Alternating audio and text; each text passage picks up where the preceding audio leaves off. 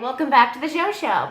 My delicious tomato sauce is still simmering in the background and my entire house smells divine. And now we're going to make something that I had promised is going to be the fresh pasta pesto. So all I'm going to do is just make the fresh pesto. Again, it lasts a good week in the refrigerator, or what you can do is just really take a whole batch, separate them in plastic bags if you want to, or containers, and they freeze beautifully and defrost very nicely as well and stay fresh for like up to a year. It's pretty amazing.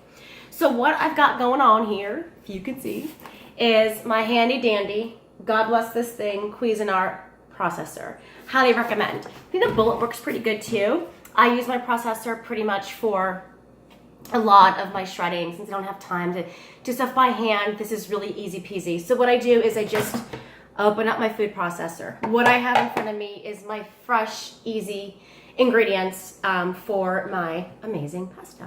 Okay, so here we go. This is what I have in front of me. I've got a bushel of beautiful fresh basil. I go to Trader Joe's, I grab the packet, I destem it, which means literally you just rip off the ends and you throw it away in the garbage. So what I'm doing right now is just taking my beautiful basil and I'm just putting it right in my food processor, okay? Now, pesto usually comes with pine nuts, and pine nuts are a delicious flavor for fresh pesto, always. At times, I don't always have pine nuts on hand, so I just do walnuts. This is about maybe a quarter cup of walnuts, and they taste delicious. Any type of walnuts is fine. I just threw it on in. So a quarter cup of walnuts, half a cup of Parmesan cheese, throw it on in my processor. So we love garlic in our family. I think I mentioned that. We smell lovely, let me tell you. I usually smell like garlic and basil all day. To me, that's my home. That's how I grew up. So I've got maybe 4 cloves of garlic. Again, it's a delicious pesto and it tastes so good with the garlic when you saute it. Okay, so I've got the garlic in here. And then what I'm going to do is I'm going to take my olive oil. So yes, pesto has lots of olive oil. That's just how it is. Pesto will always have lots of olive oil. You have to get it liquefied. So the olive oil does the trick, okay? So just pour the olive oil in. I'm talking about possibly a half a cup to almost a cup of olive oil. Now what I do to help avoid putting too much olive oil, the freshness that you can get from pesto truly is from tomatoes. So I just put in fresh tomatoes. I get heirloom tomatoes. I love living here in Northern California because we have the most amazing farmers market and everything here is local. They have tomatoes here that literally you can cut in half, put salt on top and bite into like an apple. Divine. So I have these amazing, beautiful heirloom tomatoes that were given to me from my lovely girlfriend, Jasmine. Thank you. And what I'm doing right now is I'm just gonna take, I'd say about 2 small heirloom tomatoes. This is gonna make the pesto liquefy easier and the flavor taste amazing. So what we're gonna do is just put it in my food processor, okay? We're putting everything in my food processor. Easy, easy, easy.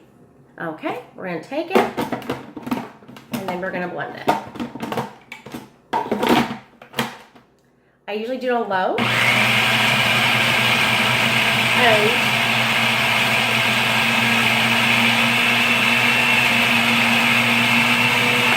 Now it's blending really easily and really nicely. So what I'm gonna do is just kind of shift. After I'm done blending, I'll show you the end so you can see how it looks like. Again, the best part of this pesto is, yes, you do have the olive oil in there, but then the fresh tomato juice just makes it all that much better.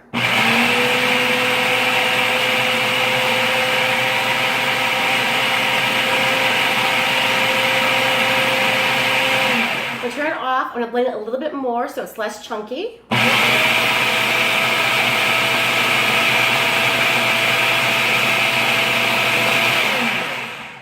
And we're done.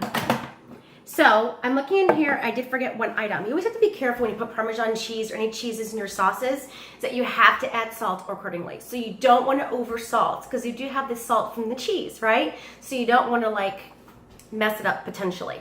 So I will grab a flavor taste here. This is how the pesto looks. I mean, it's just chunky and it's delicious and it's absolutely beautiful. You can taste the fresh herbs, the heirloom tomatoes. Delicious. So it does need some more salt, but I like salt. So here is my salt. And I'm putting in probably about maybe a teaspoon of salt. And then we're going to mix it all in together.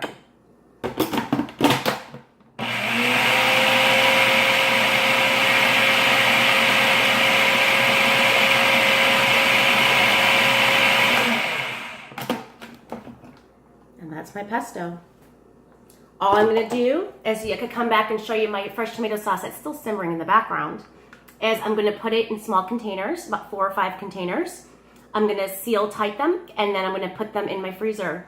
Whenever I want to have a pasta with a pesto, or even what you can do is put grilled chicken on the barbecue. Grill some breast of chicken, throw some pesto on top. It's a meal. And it's fantastic, and it's easy, and it's delicious. And it's healthy. I also do sometimes if I run out of basil, which happens, I do add half basil, half fresh spinach. So you do have that iron of the spinach. It doesn't taste spinachy because it is taken over by the taste of the basil and the other items inside of the pesto. So, bon appetit. Here is my beautiful pesto dish. I will be giving a list of the ingredients after this video is over, so you can kind of have it as a reference.